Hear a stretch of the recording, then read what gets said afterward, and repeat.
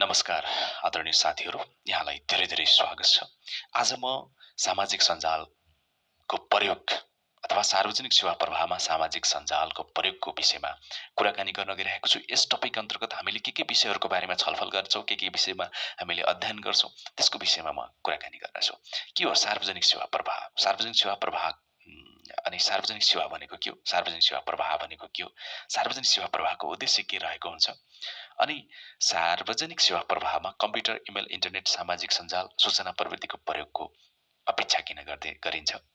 सार्वजनिक सेवा प्रवाहमा कम्प्युटरको प्रयोग अनि कम्प्युटर प्रयोगका अवसरहरू के रहेका छन्? अनि सार्वजनिक सेवा प्रवाहमा अर्को महत्त्वपूर्ण कम्प्युटर प्रयोगका चुनौतीहरू के रहेका छन्?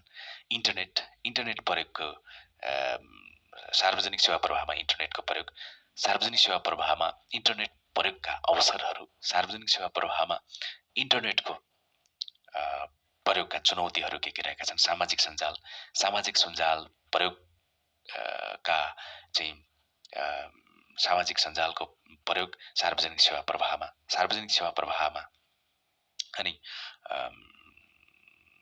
सामाजिक सञ्जालको प्रयोगका अवसरहरू, सार्वजनिक सेवा प्रवाहमा सामाजिक सञ्जालका प्रयोगका चुनौतीहरू, सार्वजनिक सेवा प्रवाहमा सूचना तथा सञ्चार प्रविधि आइसिटीको प्रयोग, सार्वजनिक सेवा प्रवाहमा सूचना तथा सञ्चार प्रविधि आइसिटीको प्रयोगका क्षेत्रहरू, सार्वजनिक सेवा प्रवाहमा सामाजिक सञ्जालको प्रयोगका अवसरहरू, सार्वजनिक सेवा प्रवाहमा सामाजिक सञ्जालका प्रयोगका चुनौतीहरू, सार्वजनिक सेवा प्रवाहमा सामाजिक सञ्जालका प्रयोगका चाहिँ के त भन्नुहुन्छ भनेदेखि सामाजिक सञ्जालको प्रयोगका तपाईँको भएका व्यवस्थाहरू के रहेका छन्?